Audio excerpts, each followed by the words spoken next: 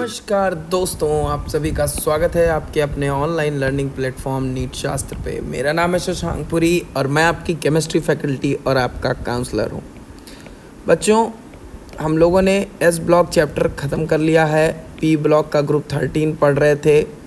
Chemical reactions हम लोग पढ़ रहे थे बच्चों, और इस केमिकल रिएक्शंस में हम लोग आज बात करेंगे बोरैक्स के बारे में। आज का हमारा जो टॉपिक शुरुआत होगा वो बोरैक्स से होगा। ये अच्छे से चल नहीं रहा है।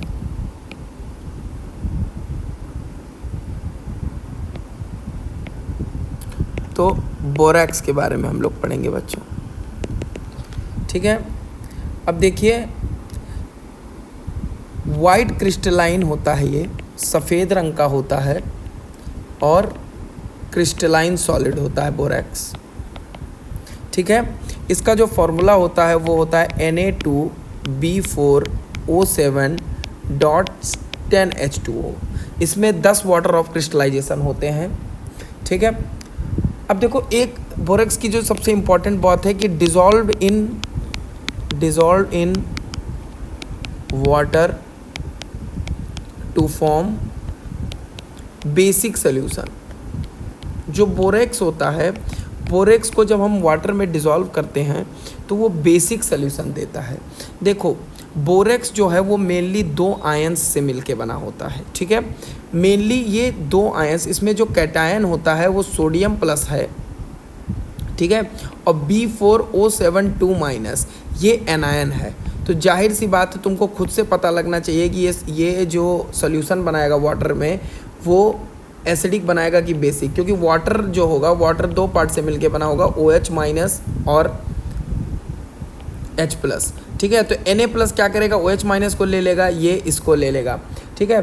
तो यहाँ पे ये बना लेता है बोरिक एसिड। तो जब हम इसको डिज़ोल्व करते हैं Na2B4O7 को, जब हम लोग वाटर में डिज़ोल्व करते हैं तो यहाँ पे हमको NaOH मिलता है, ठीक है, और हमको मिलता है बोरिक एसिड, ऑर्थोबोरिक एसिड, ठीक है। तो अब ये तो हमको मालूम है कि NaOH जो होता है वो एक स्ट्रॉन्ग बेस होता है, और वो क्यों बनता है हमको पहले से पता था। यहाँ पे सोडियम प्लस है और वाटर से OH- रहेगा, ये एक स्ट्रॉन्ग बेस है, और इसकी वजह से ये जो सॉल्यूशन होता है, सॉल्यूशन जो होता है वो बेसिक हो जाता है।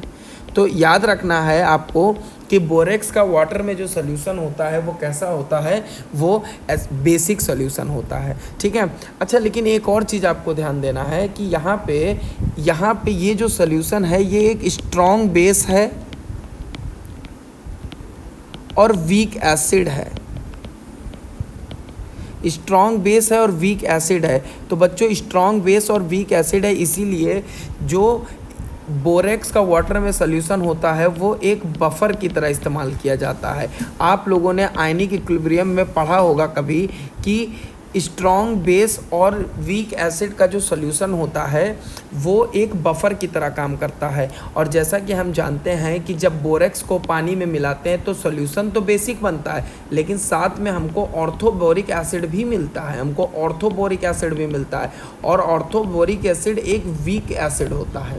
और एक स्ट्रॉन्ग बेस और एक वीक एसिड का जो सोल्यूशन होता है वो एक बफर की तरह इस्तेमाल किया जाता है। तो इसीलिए इसको हम किसकी तरह इस्तेमाल करते हैं, बफर की तरह इस्तेमाल करते हैं, ठीक है। आगे मैं एक चीज़ और आपको बता देता हूँ कि आगे जाने से पहले बच्चों एक चीज़ और आप लोग जान लीजिए, ठीक है, कि इसमें सबसे मेन चीज़ ये है कि एक टेस्ट होता है जिसको हम लोग बोलते हैं बोरैक्स बीट टेस्ट,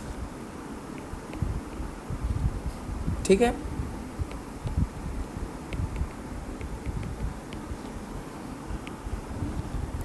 अब देखो, इसमें क्या करते हैं हम लोग, इसको टेस्ट फॉर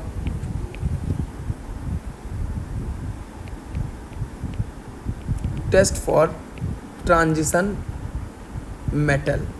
होता क्या बच्चे, जब हम बोरैक्स को हीट करते हैं, सबसे पहले जब हम बोरैक्स को हीट करते हैं तो ये सबसे पहले तो अपने एनहाइड्रस फॉर्म में आ जाता है। मतलब ये जो वाटर मॉलिक्यूल, इसके वाटर ऑफ क्रिस्टलाइजेशन जो इसके साथ जुड़ा हुआ था वो इवोपरेट कर जाता है। जब हम इस एनहाइड्रेट बोरैक्स को दोबारा से हीट करते हैं तो ये टूट जाता है सोडियम मेटाबोरेट को, इसको बोलते हैं सोडियम मेटाबोरेट, सोडियम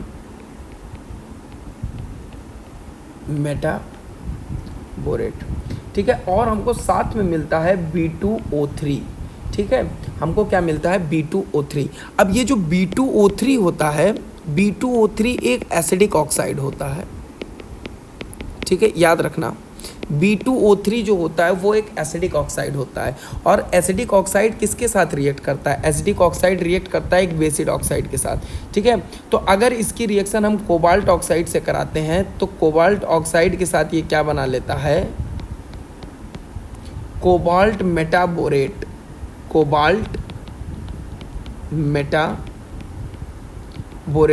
और बच्चों ये एक अच्छा खासा ब्लू कलर इम्पार्ट करता है सॉल्यूशन को, तो इससे हम पहचान जाते हैं। और उसके लिए बेसिक ऑक्साइड चाहिए, और बेसिक ऑक्साइड जो ट्रांजिशन मेटल्स के ऑक्साइड जनरली जो बेसिक होते हैं वो इस टेस्ट को क्या करते हैं? देते हैं, ठीक है।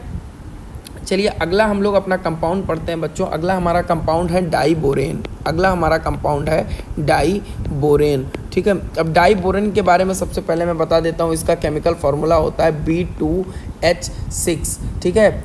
तो ये सिंपलेस्ट बोरॉन हाइड्राइड होता है, बोरॉन का सिंपलेस्ट हाइड्राइड होता है, ठीक है। डाईबोरेन दो BH3 यूनिट से ये मिलके बना होता है, ठीक है। अब देखो इसका प्रिपरेशन मैं सबसे पहले आपको बता दे रहा हूँ कि इसको तैयार कैसे किया जाता है। वैसे प्रिपरेशन वगैरह से तो सवाल नहीं आते हैं, लेकिन आप तब भी देख लीजिए। BF3 की रिएक्शन बच्चों जब हम लोग 3LiAlH4 से कराते हैं, देखो सबसे पहले बात बताते हैं, LiAlH4 जो होता है वो H- डोनर होता है। ये H- क्या करता है? यहाँ जाता है और F- को बाहर निकाल देता है, और बनता है 2 BH3 यूनिट बनती हैं। इसमें 2 BH3 यूनिट बनती हैं, और ये 2 BH3 यूनिट क्या बना लेती हैं आपस में? B2H6 बना देती हैं। साथ में हमको इसके मिलता है 3 लिथियम फ्लोराइड प्लस 3AlF3, ठीक है। ये तो बात हो गई। तो यहाँ पे हमको डाईबोरेन का इससे क्या होता है? हमको डाईबोरेन मिलता है। अब देखो डाईबोरेन बनाने का एक और तरीका इंडस्ट्रियल मेथड जो है वो मैं आपको बता देता हूँ कि इंडस्ट्री में इंडस्ट्रियल मेथड मतलब ये तो लेबोरेटरी मेथड है, ये साइंटिस्ट लोग वगैरह अगर इनको बनाना होगा तो इस तरह बनाएंगे। लेकिन जब ज़्यादा अमाउंट में पब्लिक यूज़ के लिए बनाना होता है तो इंडस्ट्री बेस्ड प्रोडक्शन किया जाता है इसका। उसमें हम क्या करते हैं? BF3 ही लेते हैं, उसको सोडियम हाइड्राइड से रिएक्ट कराते हैं 450 केल्विन पे। सोडियम हाइड्राइड की रिएक्शन कराते हैं BF3 के साथ 450 केल्विन पे, तो हमको क्या मिल जाता है? B2H6 मिलता है, और साथ में हमको मिलता है NaF, ठीक है। अब डाईबोरेन के बारे में मैं कुछ बात बता दे रहा हूँ बच्चों। जो डाईबोरेन होता है, डाईबोरेन कलरलेस होता है, कलरलेस हाईली टॉक्सिक गैस होती है, हाईली टॉक्सिक गैस होती है, ठीक है। इनका बॉइलिंग पॉइंट जो होता है वो 180 केल्विन होता है, ये आपको याद करने की ज़रूरत नहीं है, ठीक है। अच्छा एक बात देखो, जो डाईबोरेन होता है मुन्ना, डाईबोरेन बहुत ही जल्दी फायर कैच कर लेता है, ठीक है।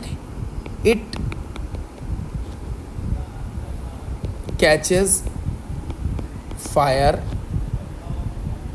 Upon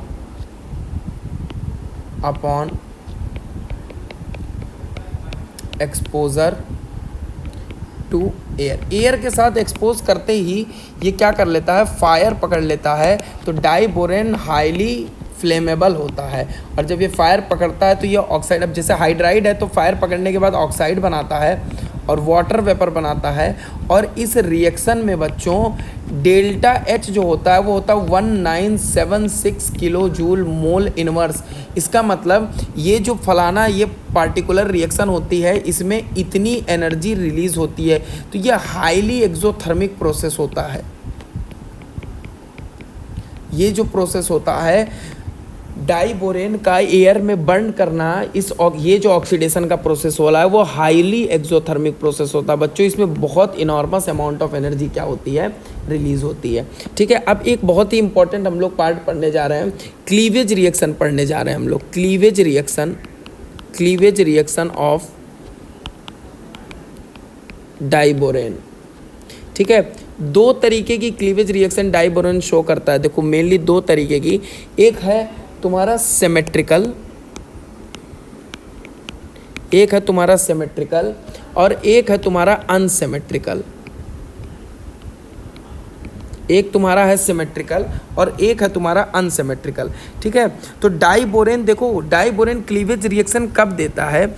die borane cleavage reaction तब देता है जब when it react with a Lewis base. Diborane जब किसी लुईस बेस के साथ रिएक्शन करता है तभी वो क्लीवेज रिएक्शन देता है। अब सिमेट्रिकल कब देता है? When react with carbon monoxide या टर्सरी एमाइन, ठीक है। अब देखो सबसे पहले मैं तुमको बताता हूँ कि डाई बोरेन का स्ट्रक्चर कैसा, स्ट्रक्चर तो मैं आगे तुमको इसको अच्छे से ही, ये काफ़ी इसका स्ट्रक्चर बहुत ही ज़्यादा फेमस स्ट्रक्चर है। पहले अभी देखो इसका जो क्लीवेज होता है वो सिमेट्रिकल होता है, ठीक है। और ये CO के साथ रिएक्ट करके क्या बना लेता है? 2BH3.CO। और अगर मान लो जब CO के साथ रिएक्ट किया और जब इसने टर्शरी एमाइन के साथ रिएक्ट किया तब ये बना लेता है 2BH3.NMe होल थ्राइस, ठीक है। होता क्या है, BH3 जैसा कि हम लोग जानते हैं BH3 के पास एक p ऑर्बिटल खाली होता है, MTP ऑर्बिटल, MTP ऑर्बिटल होता है। और जो एमाइन होते हैं उनके पास लोन पेयर होता है, तो वो अपना लोन पेयर इसके MTP ऑर्बिटल में डोनेट करके कोऑर्डिनेट बॉन्ड बना लेता है, ठीक है, जिसकी वजह से ये क्लीवेज रिएक्शन पॉसिबल हो जाती है। देखो अनसिमेट्रिकल क्लीवेज कब होता है? When it react with ammonia और मिथाइल एमाइन, या तो जब अमोनिया या मिथाइल एमाइन के साथ डाइबोरेन रिएक्ट करता है तब होती है वहां पे अनसिमेट्रिकल, ठीक है। देखो इधर, अच्छा सिमेट्रिकल में बराबर बराबर टूटा था, अनसिमेट्रिकल में क्या होगा, यहां से टूटेगा, ठीक है। तो ये BH4 माइनस बन के अलग हो जाएगा, ठीक है, और ये बन जाएगा BH2 प्लस, ठीक है। तो BH2 प्लस और अमोनिया था, अब देखो BH2 प्लस बना और अमोनिया ने इसको क्या किया, इलेक्ट्रॉन दे दिया, तो ये बनेगा BH2 NH3 का होल ट्वाइस प्लस और इधर हो गया BH4 माइनस। और जब इस कॉम्प्लेक्स को हम हीट करते हैं तो ये कॉम्प्लेक्स बना लेता है B3N3S6।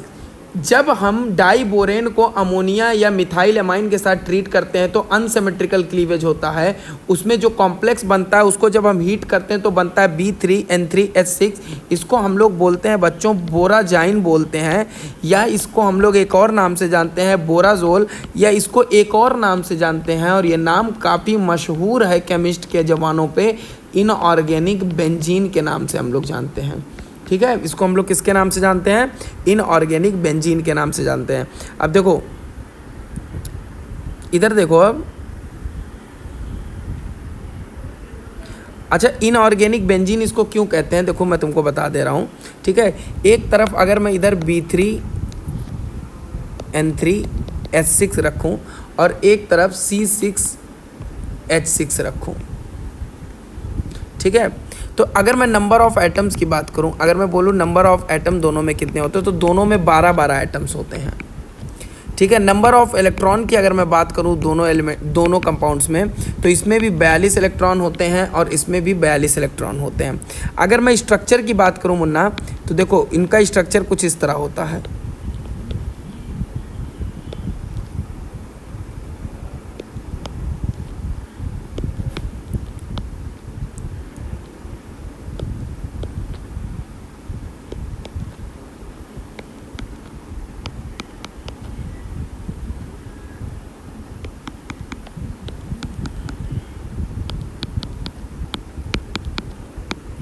ठीक है।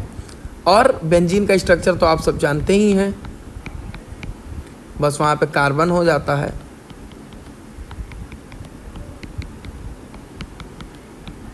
ठीक है, अब देखो ये क्या होता है, जो B3N3H6 है ये भी प्लेनर होता है।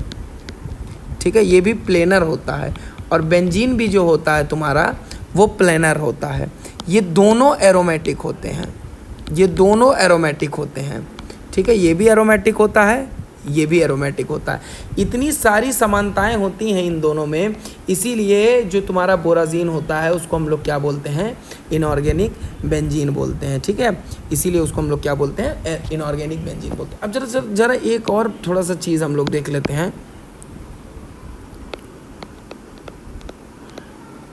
Structure of B2H6। ठीक है, B2H6 का स्ट्रक्चर देख लो जरा। ये देखो बोरॉन जो होता है ना, बोरॉन का यहाँ पे जो बोरॉन का हाइब्रिडाइजेशन होता है वो sp2 हाइब्रिडाइजेशन होता है। ठीक है, अब यहाँ पे बोरॉन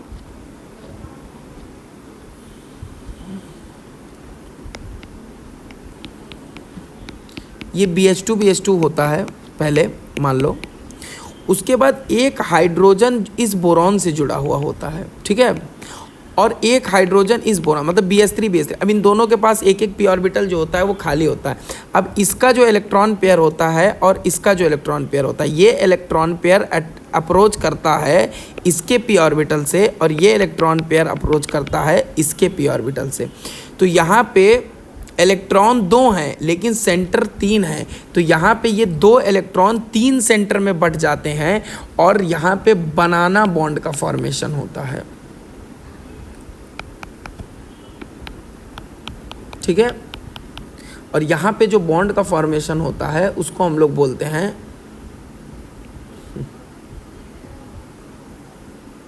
बनाना बॉन्ड। इसको बोलते हैं हम लोग, क्या बोलते हैं, बनाना बॉन्ड।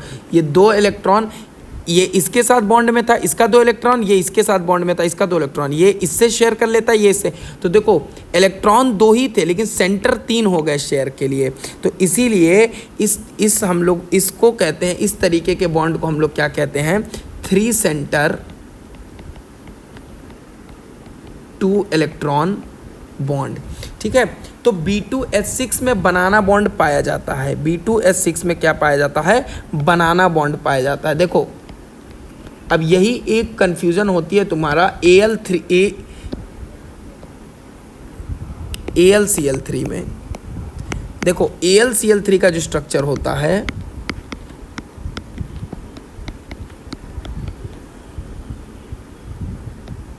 वो ऐसे होता है। अब देखो कंफ्यूजन इसमें होती है बच्चों को। देखो अब मैं एक्सप्लेन करता हूँ AlCl3 इसमें क्या अंतर है। देखो सबसे पहले 2 AlCl3 होते हैं। AlCl6 का ये डाइमर है, dimer of AlCl3, dimer of AlCl3। और AlCl3 जो होता है मुन्ना, AlCl3 तुम्हारे AlCl3 में बनाना बॉन्ड नहीं होता है। अब ये AlCl3 एक है, एक AlCl3 ये है। यहाँ पे भी P के पास, इस एल्यूमिनियम के पास एक पी ऑर्बिटल है इस वाले, लेकिन यहाँ पे इसको अपना ये इलेक्ट्रॉन, ये वाला इलेक्ट्रॉन शेयर करने की जरूरत नहीं, ये अपना लोन पेयर इसके पी ऑर्बिटल में डाल देता है, और ये वाला क्लोरीन जो होता है वो अपना लोन पेयर इसके ऑर्बिटल में डाल देता है। इसीलिए यहाँ पे जो साइन होता है मुन्ना, वो देखो कोऑर्डिनेट बॉन्ड का साइन होता है। ठीक है, तो ये Cl इससे जुड़ा तो ये इसमें अपना इलेक्ट्रॉन पेयर, इसीलिए देखो कोऑर्डिनेट बॉन्ड का साइन होता है AlCl3 में। तो यहाँ पे ये जो बॉन्ड बनता है वो कोऑर्डिनेट बॉन्ड बनता है, ये बनाना बॉन्ड नहीं होता है।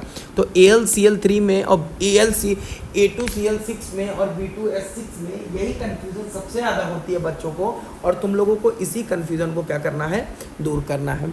ठीक है, अब जाते जाते एक और बात, एक और नोट पॉइंट हम लोग देख लेते हैं, उसके बाद हम लोग ग्रुप 14 का देखेंगे। नोट देख लेते हैं कि AlCl3 in aqueous form is covalent in nature, sorry, in gaseous form,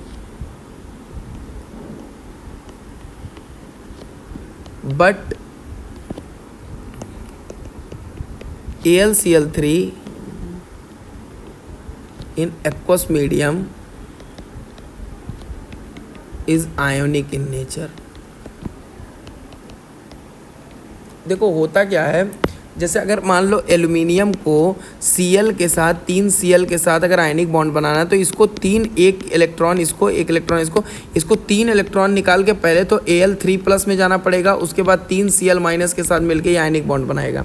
तो 3 इलेक्ट्रॉन निकालने के लिए आयोनाइजेशन पोटेंशियल जो लगता है वो वेरी वेरी हाई लगता है, जिसकी वजह से एल्यूमिनियम क्या करता है Cl के साथ कोवेलेंट बॉन्ड बना लेता है। लेकिन अगर मान लो AlCl3 कोवेलेंट है, अब इसको अगर हम लोग पानी में डाल देते हैं तो क्या होता है, ये फिर से विचार करता है अपने क्लोरीन के साथ बॉन्ड में, कहता है कि यहाँ पे अगर मैं कुछ भी करके Al3+ बन जाऊँ तो मुझे इतना हाइड्रेशन होगा मेरा, क्योंकि मेरे ऊपर चार्ज +3 है तो मेरे पास इतना हाइड्रेशन होगा वाटर के साथ कि मैं ये जो एनर्जी आयोनाइजेशन पोटेंशियल में दिया था ना, इसको मैं सरपास कर जाऊंगा। ठीक है, तो due to high hydration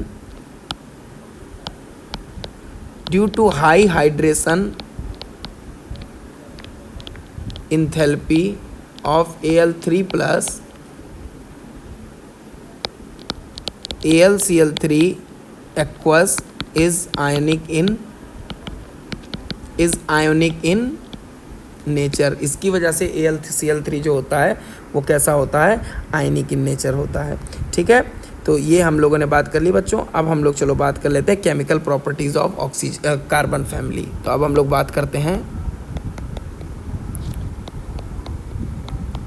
chemical property of oxygen family का केमिकल प्रॉपर्टी का बात कर लेते हैं। देखो ऑक्सीजन फैमिली का सबसे पहली बात कर देते हैं, जितने ऑक्साइड होते हैं उनकी मैं बात कर लेता हूँ। देखो शॉर्ट में चलते हैं, 1 शॉर्ट सीरीज थी, हम लोगों ने इसमें 2 लेक्चर अभी इसी में लगा दिए। सिलिकॉन ऑक्साइड, जर्मेनियम ऑक्साइड, एक ऑक्साइड ये हो गया। एक टिन का डाइऑक्साइड है, एक लेड का डाइऑक्साइड है। एक टिन का मोनोऑक्साइड है और एक लेड का मोनोऑक्साइड है। देखो जो कार्बन डाइऑक्साइड है और सिलिकॉन डाइऑक्साइड है और जर्मेनियम डाइऑक्साइड है, ये एसिडिक होता है नेचर में। लेड का और टिन का डाइऑक्साइड जो है वो एम्फोटेरिक होता है नेचर में। और जो टिन और लेड का मोनोऑक्साइड है ये भी एम्फोटेरिक होता है नेचर में। ठीक है, और जो तुम्हारा कार्बन मोनोऑक्साइड है, सबसे इम्पॉर्टेंट चीज़ जो है, इसके अंदर तो कुछ थोड़ी बेसिक प्रॉपर्टीज़ भी होती है, लेकिन जो तुम्हारा कार्बन मोनोऑक्साइड होता है वो न्यूट्रल होता है, वो ना तो एसिडिक होता है, वो ना तो बेसिक इन नेचर होता है। ठीक है, अब तुम याद रखना ये चीज़। अब ये मेन था तुम्हारा। देखो उसके बाद मैं तुमको और कुछ पॉइंट इसमें बता देता हूँ जो तुमको क्वेश्चन आ सकता है। ठीक है, ड्राई आइस किसको कहते हैं, ड्राई आइस किसको कहते हैं। ठीक है,